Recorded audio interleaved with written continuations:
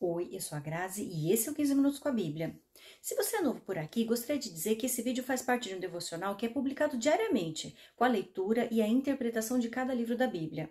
Estamos iniciando hoje o estudo do 11º livro, que é 1 Reis.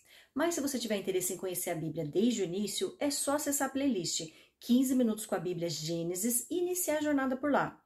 Agora falando de 1 Reis, ele narra o final da Era Davi e o início do período de reis, em que haverá a separação dos reinos de Israel e Judá, o que ocorrerá logo após o reinado de Salomão.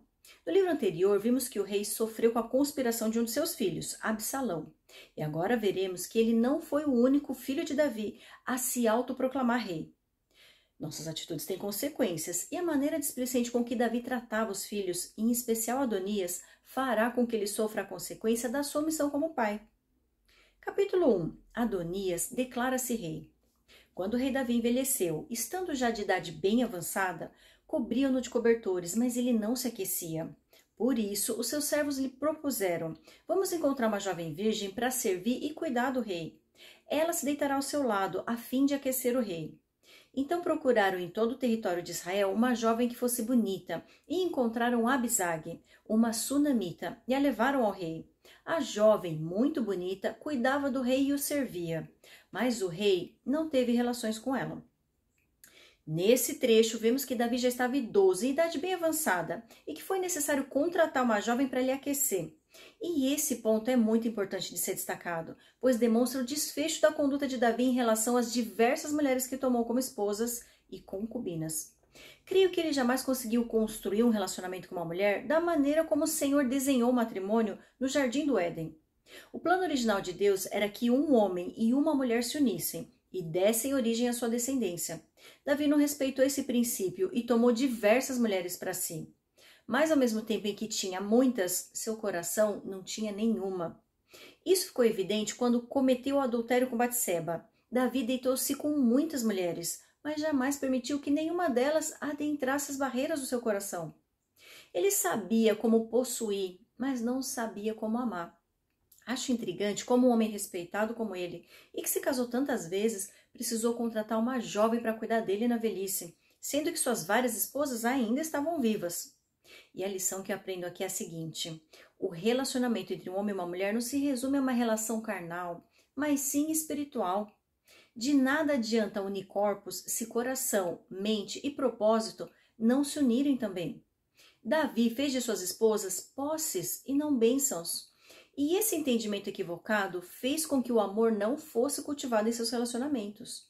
Um homem e uma mulher foram feitos para que somente a morte os separe. Mas no caso de Davi, foi a forma como escolheu viver sua vida que o separou. Um presente de Deus como matrimônio pode se tornar uma verdadeira maldição, se não soubermos dar o devido valor a ele. A jovem sunamita era muito bonita, mas o rei não teve relações com ela. E a reflexão que faço é a seguinte: a beleza foi o requisito que Davi buscou em todas as suas esposas. Mas uma relação baseada apenas na aparência não se sustenta e não serve para nada no final da vida. Versículo 5. Ora, Adonias, cuja mãe se chamava Agite, tomou a dianteira e disse: eu serei o rei. Providenciou uma carruagem e cavalos, além de 50 homens para correrem à sua frente. Seu pai nunca o havia contrariado. Nunca lhe perguntava: por que você age assim? Adonias também tinha boa aparência e havia nascido depois de Absalão. Adonias fez acordo com Joabe, filho de Zeruia, e com o sacerdote Abiatar. E eles o seguiram e o apoiaram. Mas os sacerdotes Zadok, Benaia, filho de Joiada, o profeta Natã, Simei, Rei e a guarda especial de Davi não deram apoio a Adonias. Então Adonias sacrificou ovelhas, bois e novilhos gordos junto à pedra de Zoelete, próximo a Enrogel. Convidou todos os seus irmãos, filhos do rei, e todos os homens de Judá que eram conselheiros do rei, mas não convidou o profeta Natã, nem Benaia, nem a guarda especial, nem o seu irmão Salomão. Natã perguntou então a Batseba, mãe de Salomão: você ainda não sabe que Adonias, o filho de Agite, tornou-se rei sem que o nosso senhor Davi ficasse sabendo? Agora eu vou dar-lhe um conselho para salvar sua vida e também a vida de seu filho Salomão. Vá perguntar ao rei Davi: ó rei, meu senhor, não juraste a essa tua serva prometendo: pode estar certa de que o seu filho Salomão lhe sucederá como rei e se assentará no meu trono? Por que foi então que Adonias se tornou rei? Enquanto você ainda estiver conversando com o rei, eu entrarei e confirmarei as suas palavras. Então Batseba foi até o quarto do rei, já idoso, onde a sunamita Abisag cuidava dele. Batseba ajoelhou-se e prostrou-se com o rosto em terra diante do rei. O que você quer? O rei perguntou. Ela respondeu: Meu senhor, tu mesmo juraste a essa tua serva pelo Senhor, o teu Deus. Seu filho Salomão me sucederá como rei e se assentará no meu trono. Mas agora Adonias se tornou rei, sem que o rei, meu senhor, o soubesse. Ele sacrificou muitos bois, novilhos gordos e ovelhas, e convidou todos os filhos do rei, o sacerdote Abiatar e Joabe, comandante do exército, mas não convidou o teu servo Salomão.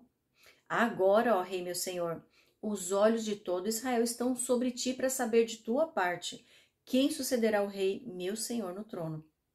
De outro modo, tão logo o rei, meu senhor, descanse com seus antepassados, eu e o meu filho Salomão seremos tratados como traidores. Ela ainda conversava com o rei, quando o profeta Natã chegou. Assim que informaram o rei que o profeta Natã havia chegado, ele entrou e prostrou-se com o rosto em terra diante do rei. E Natã lhe perguntou: Ó rei, meu senhor, por acaso declaraste que Adonias te sucederia como rei e que ele se assentaria no seu trono?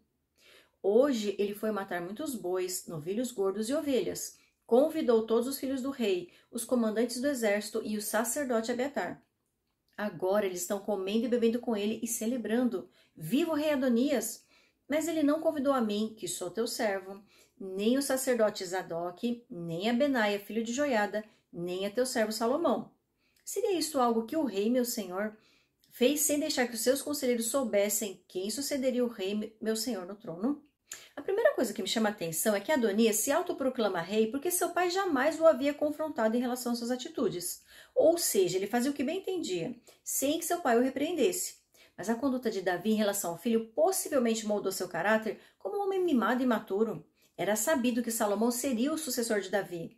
Mas seu meio-irmão Adonias decide se antecipar, pois achava que seu pai não o contrariaria, visto que jamais fizera isso antes. A falta de limites com que o pai o criou fez com que ignorasse o princípio da honra e buscasse satisfazer sua própria vontade ao invés de fazer a vontade do pai.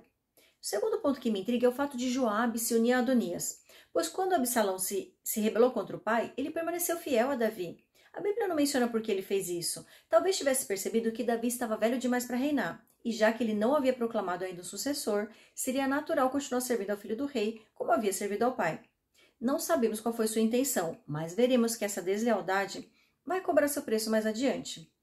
O terceiro ponto que quero destacar é a forma como Batseba se dirige a Davi. Ela realmente não tinha um papel de rainha ou de esposa, era tratada apenas como uma serva.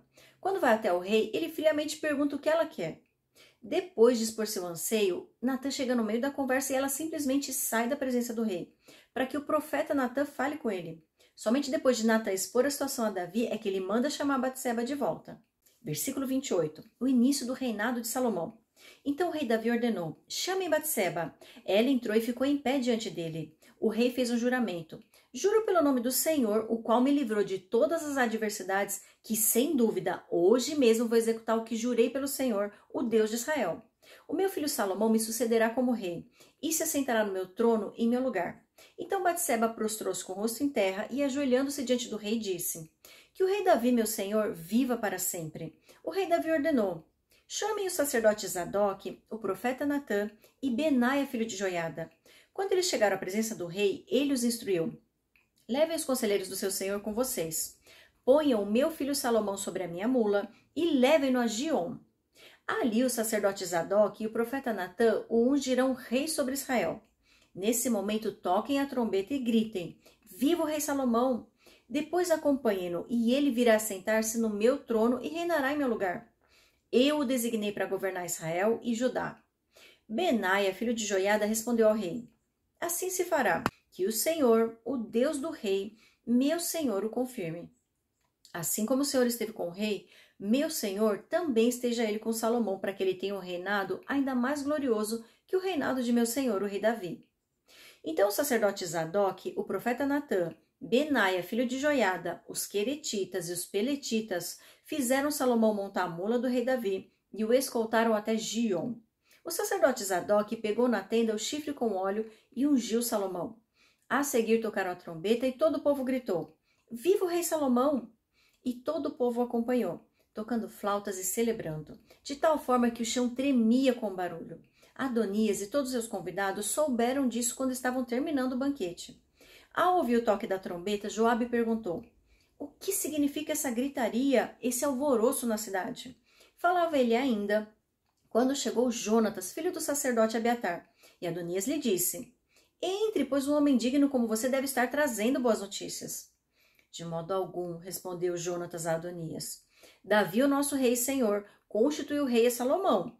O rei enviou com ele os sacerdotes Zadok, o profeta Natã, Benaia, filho de Joiada, os queretitas e os peletitas, e eles o fizeram montar a mula do rei. Depois os sacerdotes Zadok e o profeta Natã o ungiram rei em Giom.